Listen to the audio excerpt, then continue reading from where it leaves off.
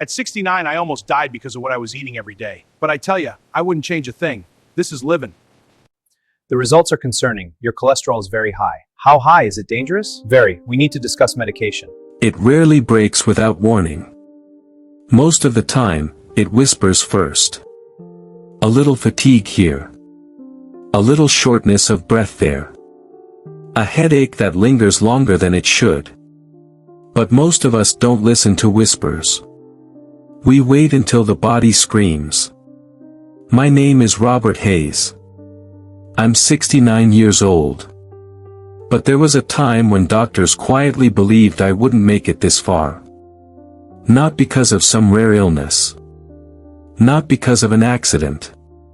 But because of the way I lived. And more specifically, the way I ate. 15 years ago, my weight had reached 310 pounds. At that time, I didn't think much about it. In America, seeing overweight people is common. You convince yourself that you're just like everyone else. You tell yourself it's normal. But what most people don't realize is that weight gain rarely happens suddenly. It happens quietly. One habit at a time. For me, it started with convenience. Fast food on the way to work. Sugary drinks with lunch. Large dinners late at night. And snacks in front of the television. It didn't feel like a dangerous lifestyle. It just felt comfortable. And comfort can be very deceptive. Years passed. The weight kept increasing. But I kept ignoring the signs. Then one day my body started sending signals that were harder to ignore. I woke up tired every morning. Climbing a single flight of stairs left me breathing heavily. Sometimes I felt dizzy when standing up too quickly. And occasionally, I felt a strange pressure in my chest. Still, I kept telling myself the same lie many people tell. I'll fix it later. I'll start exercising next month. I'll eat healthier after the holidays. But the truth is, later never comes unless something forces it to. And for me, that moment arrived on an ordinary Tuesday afternoon. I was at a supermarket near my home. Nothing unusual about that day. Just another routine trip to buy groceries. I walked into the frozen food aisle and grabbed a box of pizza. That's when I noticed something strange. My breathing became unusually heavy. At first, I thought maybe the store was just too warm. But then sweat began forming on my forehead. My vision felt slightly blurry. The bright lights above the aisle seemed too intense. I tried to shake it off. But the dizziness kept growing. I reached out and grabbed the metal shelf beside me. My heart was pounding faster than normal. And then it happened. The pizza box slipped out of my hand. It fell to the floor. My legs suddenly felt weak. Before I could react, my knees buckled. The world tilted sideways. And I collapsed right there on the supermarket floor. The next few moments were a blur. Voices around me. Footsteps rushing closer. Someone kneeling beside me. When I opened my eyes again, I was staring at the ceiling lights. Strangers were standing around me. Someone had already called an ambulance. Within minutes, paramedics arrived. They checked my pulse. Asked me a few questions. And carefully lifted me onto a stretcher. As they wheeled me out of the store, I saw people watching from the aisles. Some looked worried. Others looked curious. But one expression stuck with me. Pity. That ride to the hospital felt longer than it probably was. Because deep down, I already knew what the doctors were going to say.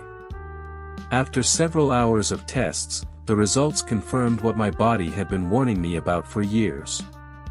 I was suffering from severe obesity. My blood sugar levels showed clear signs of type 2 diabetes. And my blood pressure had climbed dangerously high, a condition known as hypertension. The doctor explained that my heart was under enormous strain. If I continued living the way I had been living, the chances of having a heart attack were extremely high. He didn't raise his voice. He didn't try to scare me. But his calm tone made the message even more powerful. For the first time in many years, I truly felt afraid. Not afraid of dying someday. Everyone dies someday. I was afraid of dying too soon. Afraid that my life might end because of habits I had the power to change. That night in the hospital room, I couldn't sleep. The machines around me beeped softly. The hallway outside was quiet. And for the first time in decades, I had nothing to distract me from my thoughts. No television. No phone.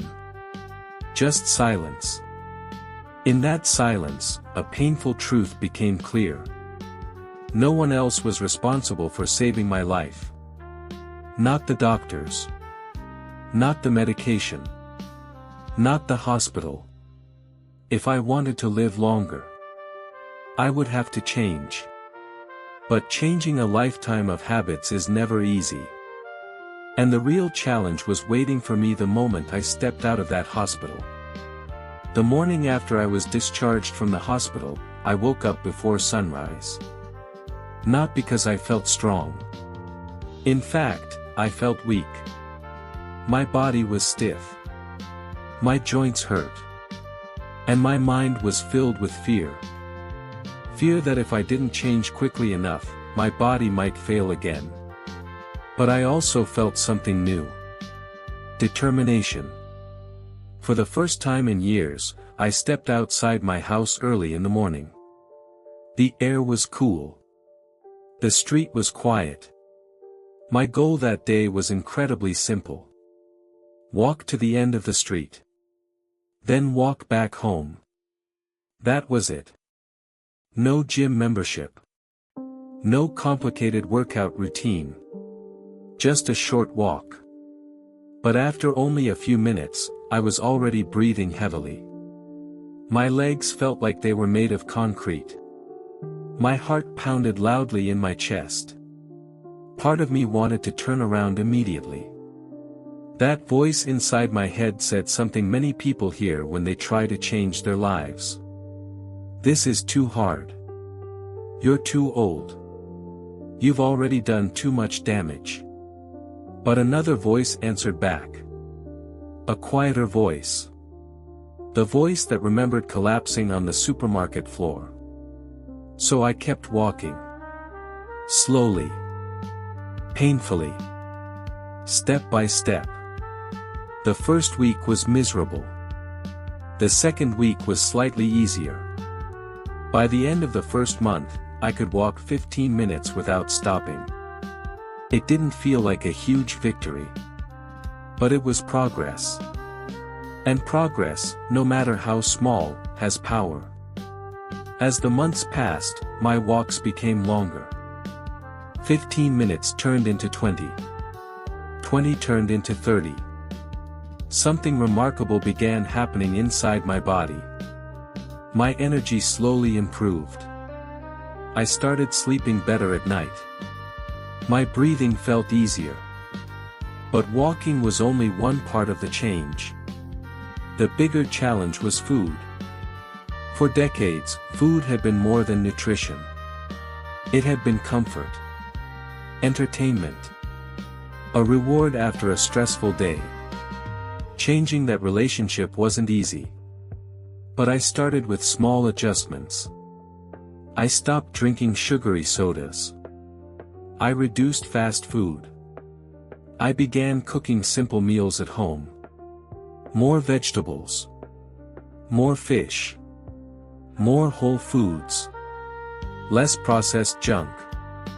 I didn't try to become perfect overnight. I just tried to become slightly better each week. And over time, those small changes added up. The number on the scale slowly began dropping. First 5 pounds. Then 10. Then 20. Months turned into years. Eventually, I had lost over 100 pounds. But the most important change wasn't the number on the scale. It was how my body felt. My blood sugar levels improved dramatically. My blood pressure dropped to a much safer range. My doctor began reducing several of my medications. And something else happened that surprised me. People started asking me for advice. Friends.